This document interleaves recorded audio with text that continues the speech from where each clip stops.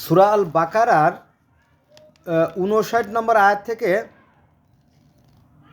69 নম্বর আয়াত পর্যন্ত বাংলায় অনুবাদ। সূরা আল বাকারা আয়াত নম্বর 59। কিন্তু যারা অন্যায় করেছিল তাদেরকে যা বলা হয়েছিল তার বিপরীত কথা বলল, সুতরাং অত্যাচারীদের প্রতি আমি আকাশ থেকে শাস্তি নাজিল করলাম, কারণ তারা সত্য ত্যাগ করেছিল। সূরা আল বাকারা আয়াত নম্বর 60। আর স্মরণ করো যখন মূসা স্বগোত্রের জন্য পানি প্রার্থনা করল, পর বললাম, অর্থাৎ আল্লাহ বলতেছে, আমি বললাম তোমরা লাঠি দ্বারা পাথরে আঘাত করো।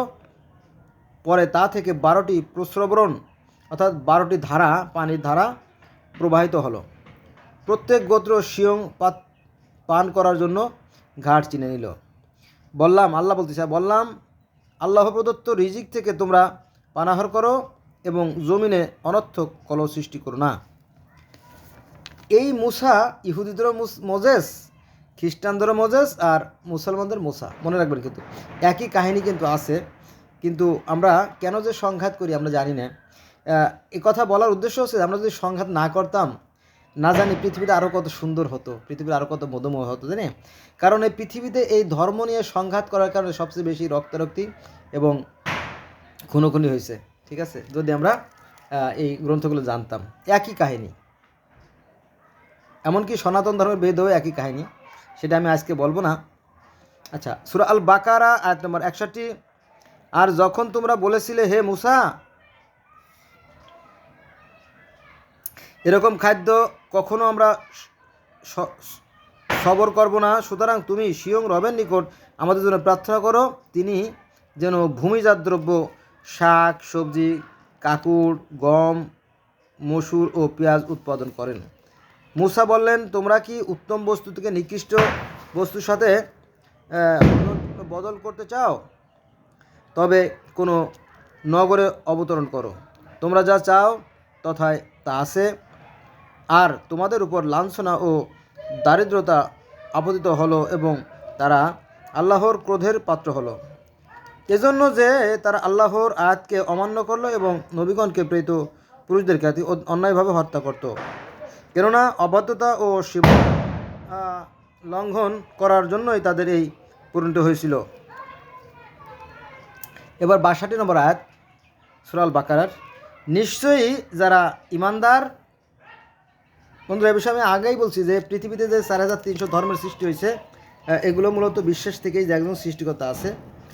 এবং যারা ইহুদি, খ্রিস্টান ও অগ্নিশব, এদের যারাই আল্লাহ ও শেষ দিবসে বিশ্বাস করে ও সৎ কাজ করে, তাদের রবের কাছে পুরস্কার রয়েছে, তাদের কোনো ভয় নাই, তা দুঃখিত হবে না। এখানে ইহুদি, খ্রিস্টান এবং মূর্তি পূজারক সবাই জানাতে যাবে বলে সৃষ্টিকর্তা বলছেন আর কি।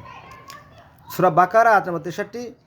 স্মরণ করো যখন তোমাদের অঙ্গীকার নিয়েছিলাম ও তুরকে তোমাদের উপর উঠিয়ে বলেছিলাম, আমি যা অর্থাৎ গ্রন্থ দিলাম দৃঢ়তার সাথে গ্রহণ করো এবং এতে যা আছে স্মরণ রাখো, যাতে তোমরা ভয় করতে পারো। সূরা বাকারা আয়াত নম্বর 64। তারপরেও তোমরা মুখ ফিরালে, সুতরাং তোমাদের প্রতি আল্লাহর অনুগ্রহ ও দয়া না থাকলে তোমরা ক্ষতিগ্রস্ত হতে। সূরা আল বাকারা আয়াত নম্বর 65। তোমাদের মধ্যে যারা বিশ্রামের দিন অর্থাৎ শনিবারের সীমালঙ্ঘন করেছিল, তাদের তোমরা নিশ্চিত জানো, আমি তাকে বলেছিলাম তোমরা ঘৃণিত বানর হয়ে যাও। কিন্তু এই যে বানর হওয়ার কাহিনী ইহুদি ধর্ম, খ্রিস্টান ধর্ম, ইসলাম ধর্ম, সব ধর্মেই আছে। আচ্ছা, সূরা আল বাকারা আয়াত নম্বর 66। উহা আমি তাদের সমসাময়িক ও পরবর্তীদের শিক্ষা গ্রহণের জন্য দৃষ্টান্ত এবং মুত্তাকিদের জন্য উপদেশ স্বরূপ করেছি। সূরা আল বাকারা আয়াত নম্বর 67। আর যখন মূসা সিয়ং গোত্রকে বলেছিল, আল্লাহ তোমাদের একটি গাভীর জবহ নির্দেশ দিয়েছেন, তারা বলেছিল, তুমি কি আমাদের সঙ্গে ঠাট্টা করছো? মূসা বলল, আল্লাহর শরণ নিচ্ছি যাতে আমি অজ্ঞ দলের না হই। সূরা আল বাকারা আয়াত নম্বর 67। এখানে বলা হয়েছে, তারা বলল, আমাদের জন্য আপনার প্রভুকে স্পষ্টভাবে বলে দিতে বলুন, গাভীটি কীরূপ হবে। মূসা বলল, আল্লাহ বলেছেন, উহা এমন এক গাভী যা বৃদ্ধ নয় ও অল্প বয়স্ক নয়, মধ্য বয়সে হবে, সুতরাং তোমরা নির্দেশ মতো কাজ করো।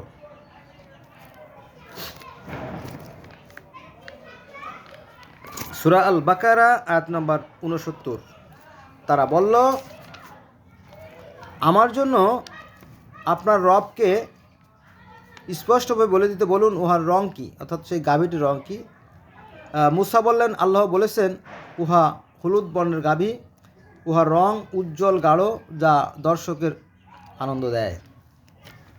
আজকে পর্যন্ত, আল্লাহ হাফেজ।